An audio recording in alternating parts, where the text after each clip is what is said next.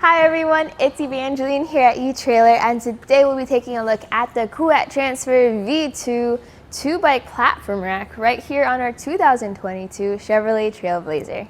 So the Kuat Transfer is one of my favorite bike racks just because of all the solid design features it has. One, or I guess the main one, is going to be the goalpost design, because look at that. You can just step right into your bike rack and then mount and dismount your bike.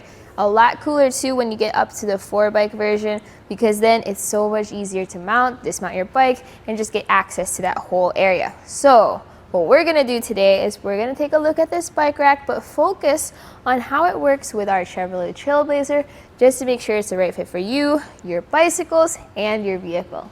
The first feature we're going to take a look at is the tilt away feature. So to access that, you just step into your bike rack, then you step on this lever right there, and then that allows this to tilt down.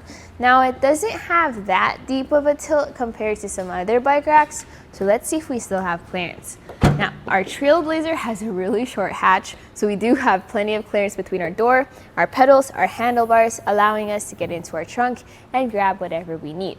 So if we need to grab our bags, our helmets, our coolers, our helmets, our waters, we can do so without having to take our bikes off.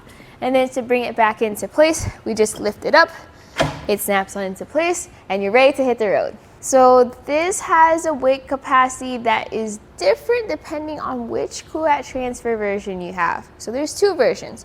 One is going to be the one that has an 1.25 inch shank with a 2-inch adapter. The weight capacity for that is going to be 40 pounds per bike, which is still pretty good, more than your traditional bike rack weight capacity. And then if you get the 2-inch shank, not the adapted one, you can even carry your electric bikes on there. But no matter which version you have, the way your bike mounts down is the exact same. So we have two mounting points. One is going to be the back, which is our wheel strap, and the other is going to be the front, which is our front wheel mount.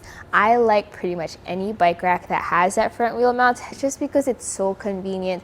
I can carry bikes of different shapes and sizes, and it's easy to use. For example, I have a women's frame right over here. If I had some other bike racks with the hook that comes down, I may have to get a frame adapter bar. Same issue with children's bikes or step-through bikes. With a front wheel mount, I don't have to worry about that. Or if I had a carbon fiber frame bike with those hooks for other bike racks, I could possibly warp or damage my frame. Since this is holding it just by the front wheel, again, no issues at all with that. That's why I like this type of design. But when you want to take the bike off, you start at the wheel straps. So this actually has two levers, depending on which is more accessible to you. You can use whichever lever you want. I'll use the one over here just because there's kind of limited clearance with our TrailBlazer. So that strap goes out, and I like to just tuck that into the side so it doesn't get tangled up in our spokes. And then I go over here to the front. Because we have a goalpost design, it's really easy just to step right in there and kind of hug our bike rack so it doesn't tilt back. As I press this button, lift this hook up, push this hook out, and just like that, we're ready to take our bike off and go on a bike ride. So with the bike off, we get to take a closer look at the bike rack itself. So first we have our rear cradle. So this pivots back and forth to accommodate different wheelbases. You have that strap that goes around and secures your wheel. Now you do have a wide cradle here, but on its own, the maximum tire width this can carry is up to 3 inches. If you want to carry your fat tire bikes over 3 inches, you will have to get a fat bike strap adapter. The front cradle also has those different grooves for your different tire widths, and when you install it, you can adjust this as well depending on your wheelbase. And then there's the front wheel mount, which I talked about earlier, which I like as well. This doesn't really have much of a texture. There's a slight rubbery texture to hold on to your tires, but not that much. Just make sure to ratchet that down and secure it around your tires. You can also use that to secure it in the stowed position. So you have different options here. If you want to fully utilize that goalpost feature, what I like to do is to put it on the outside of the cradle, and that's where I secure it. Now, whenever there's anything mounted to your hitch receiver, there's also going to be some length added to the back of your vehicle. So we're going to take some measurements just to see how much length is added on our Chevrolet TrailBlazer. I'm going to measure from the bumper.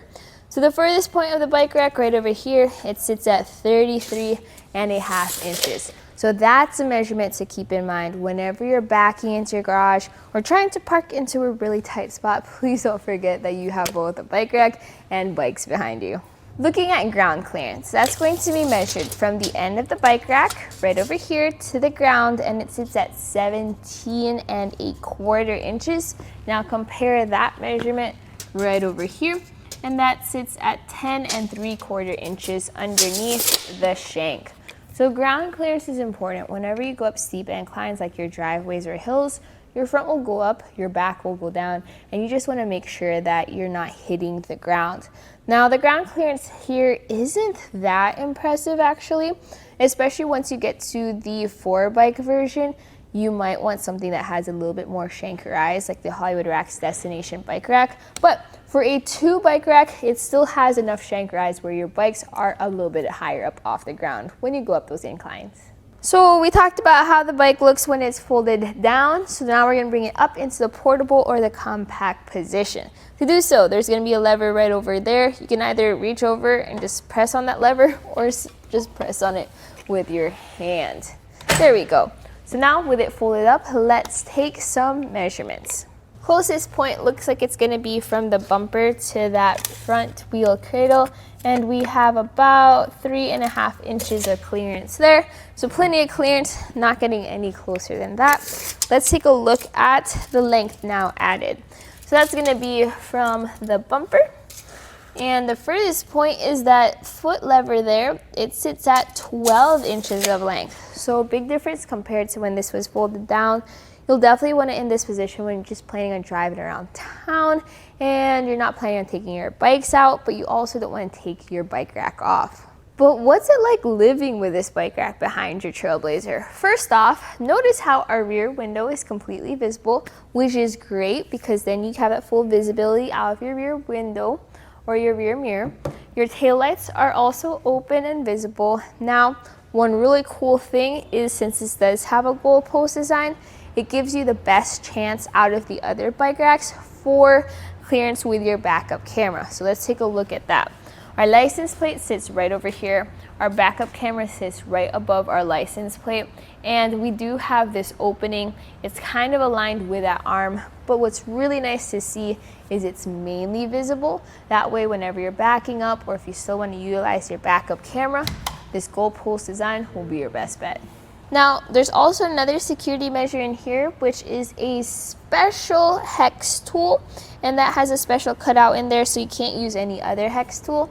That activates the ball cam inside of your hitch receiver, creating an anti-rattle effect. So to demonstrate that, as I shake our bike rack, especially over here by the shank, notice how our car is moving too.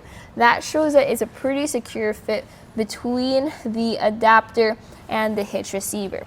I know some people don't like having an adapter around 1.25 inch shank. Just make sure that you extend that ball cam properly, and also make sure that you've tightened down the adapter to your Kuat Transfer if you do notice any extra rattle. And that was a look here at our Kuat Transfer V2 2-bike platform rack right here on our 2022 Chevrolet TrailBlazer.